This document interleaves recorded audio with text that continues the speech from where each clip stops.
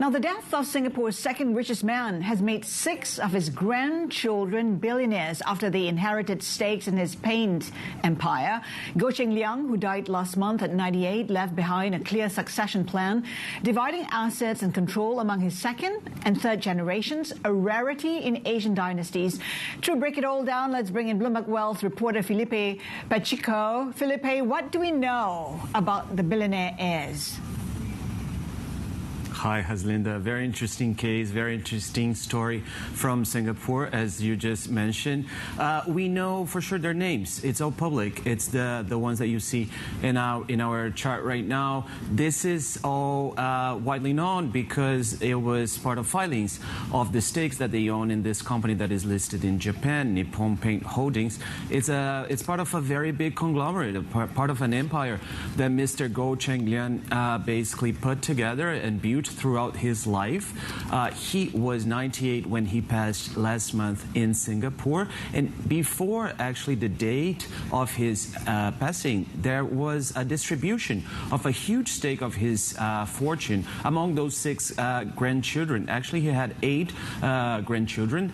One of them is actually holding assets for 2 others, for 2 siblings, and we know that all of the sudden these names that were completely unknown for a lot of investors or for a lot of people within the business community in Singapore, well, now they are definitely billionaires, each of them. So it's a pretty unusual way of succession. Why is this case so particular versus other Asian dynasties? That's correct, Haslinda. We spoke to a few specialists. We tried to understand exactly why this has been put together. And what we can tell for sure, this is very well planned. It was very well structured several months ago. And there hasn't seemed to be any disagreement. There wasn't any fight. There wasn't any, let's say, misunderstanding among those that were the heirs. We had 3 children of Mr. Goh and 8 grandchildren. And the distribution of the assets has been quite clear, as we just spoke about. But then the control of the voting control, let's say, the 91% of voting rights within the stake in the Japanese listed company is actually held by his eldest son, who is the chairman of the same company. So decision-making is still kept within the second generation. What makes the whole structure even more interesting, because there's a clear indication there that the assets were passed to the third generation among agreement between all of those involved,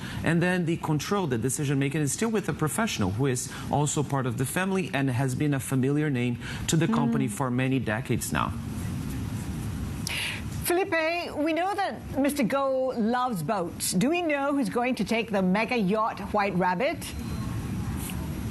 Haslinda, that's a big question. Maybe you in Singapore can help us answer this later on.